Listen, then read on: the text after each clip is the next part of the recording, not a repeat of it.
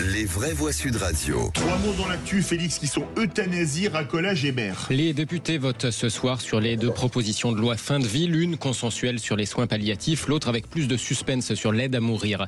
Le gouvernement promet de taper fort sur les VTC pour apaiser la colère des taxis. Intensification des contrôles contre les maraudes et même, je cite, contre le racolage près des gares et des aéroports.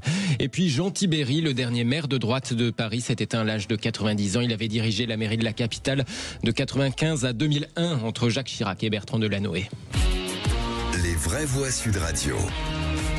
L'une devrait être votée à l'unanimité, la proposition de loi sur les soins palliatifs soumise au vote des députés en première lecture ce soir, consensuelle alors que beaucoup n'ont pas suffisamment accès au traitement contre la douleur dans une vingtaine de départements.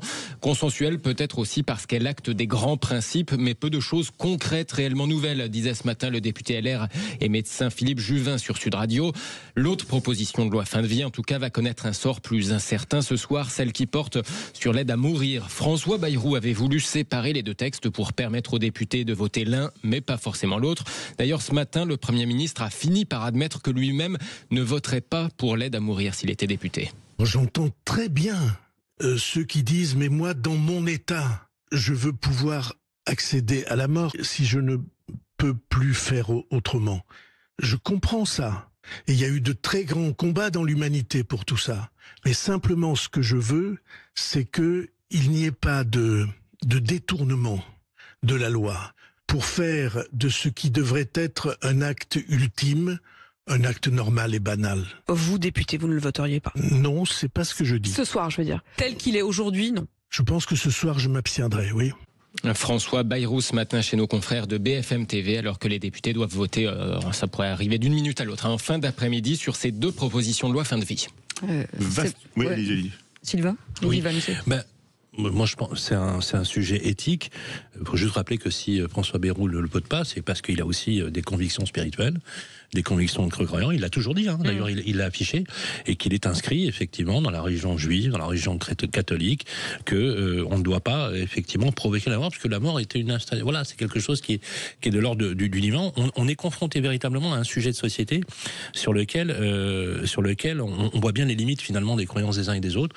Moi, je pense qu'on vit dans une république et qu'on devrait, lorsqu'on s'appartient, pouvoir décider de sonner le glas de sa propre vie, pour éviter d'aller en Suisse, parce que ça coûte un peu cher. Mais en Suisse, ils ont déjà compris le sujet. Luc Grain. Sujet très personnel, très lourd. Moi, j'ai souvent dit que Bayrou faisait du surplace. J'ai trouvé ce matin, J'adore. J'ai trouvé ce matin quand même assez touchant, assez authentique dans sa façon, avec la bonne intervieweuse qui est Apolline de Malherbe. Et j'ai trouvé que c'était intéressant de le suivre dans ses méandres. D'habitude, il nous perd dans les méandres. Là, j'ai trouvé qu'il apportait quelque chose. Ceci dit, c'est une affaire de conscience personnelle, et donc c'est à chacun de s'engager. Moi, j'étais très impressionné parce qu'à l'époque, j'étais proche du Parlement par tout le travail de Jean Leonetti. Donc, je suis assez influencé par ce que dit Jean Leonetti, et je me pose des questions. C'est vrai ce que vous dites, on doit pouvoir en République choisir, parce que la citoyenneté est première, avant tout. Ça, c'est très important de le dire, même par rapport aux croyants. Mais en même temps, j'ai eu l'occasion de rencontrer des gens qui voulaient mourir, et qui, par des choses qui se passent dans la vie, ont fini par retrouver un petit peu d'instinct de vie, et après, qui ont dit, mais ça aurait été moi, on m'aurait donné la possibilité de mourir, je serais mort aujourd'hui, et je suis aujourd'hui content de vivre. Donc moi, j'ai enterré 3 de mes proches, un frère, une sœur et une maman, et je peux vous dire que si j'avais eu cet outil-là, ça aurait été une très très bonne chose, parce que faut l'avoir vécu pour le comprendre. Sébastien Ménard. Pas mieux. Je pense qu'on peut, pousser, porter tous les débats idéologiques, éthiques, spirituels qui vont bien. Mais quand on est confronté de manière totalement désemparée à la souffrance ultime d'un proche, on ne peut que voter ou appeler à voter cette loi. Allez, le deuxième mot, il faut qu'on avance un peu. Racolage, terme employé au ministère des Transports pour apaiser la colère des taxis. Philippe Tabarot recevait tout à l'heure les responsables des taxis qui manifestaient encore aujourd'hui. Le ministre des Transports promet d'intensifier les contrôles contre les maraudes et même, oui, je cite, contre le racolage de VTC près des gares et des aéroports. Chasse gardée des taxis, le mouvement continue. Mais c'est un bon point, réagissait à la sortie le président de l'Union nationale des taxis, Rachid Boudjema. On a eu des réponses à certaines de nos questions. On a des engagements forts de la part du ministre des Transports, notamment sur les points qui sont très bloquants depuis 10 ans. C'est la première fois qu'on a un ministre qui est prêt à s'engager pour véritablement distinguer les deux activités taxi et VTC, notamment la maraude à la fois physique et électronique. Le ministre s'est engagé dès mercredi à nous apporter des réponses concrètes pour distinguer la réservation préalable et la réservation immédiate, y compris avec de la temporalité. Donc ça, c'est un engagement fort que les chauffeurs attendent. Rachid Boudjema de l'Union nationale des taxis au micro de l'AFP. Après la concurrence des VTC, une autre réunion sur les tarifs, cette fois des transports sanitaires, était prévue ce soir. C'est l'autre point qui met les taxis en colère. En bref, le roi Charles III se dit profondément choqué et attristé par le drame survenu hier soir à Liverpool. Un automobiliste a foncé dans la foule qui célébrait la victoire de Liverpool en Première Ligue de foot, placé en garde à vue pour tentative de meurtre. On apprend à l'instant que cet automobiliste, de ce quinquagénaire, était sous l'emprise de la drogue.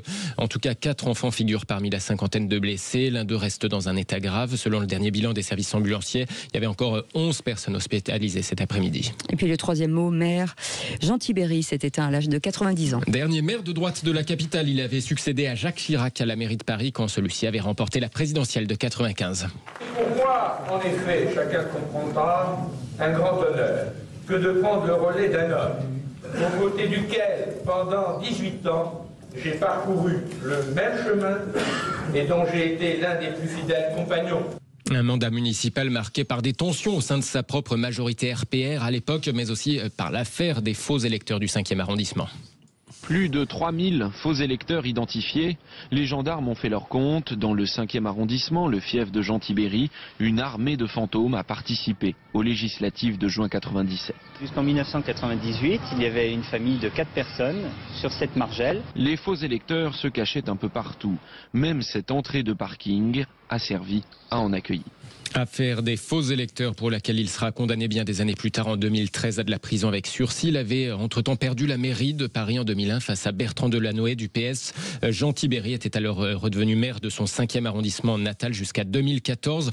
Il a su porter haut les couleurs de la capitale. Salut Rachida Dati après l'annonce de sa mort à 90 ans. L'actuel maire socialiste de la capitale, Anne Hidalgo, évoque de son côté un homme qui a consacré une part immense de sa vie à Paris au 5e arrondissement. Je garderai, ajoute Anne Hidalgo, le souvenir d'un homme chaleureux avec qui j'avais tissé des relations cordiales et respectueuses. D'ailleurs, les drapeaux des équipements municipaux seront mis en berne le 3 juin, c'est-à-dire au premier jour du prochain Conseil de Paris. Merci beaucoup Félix Mathieu.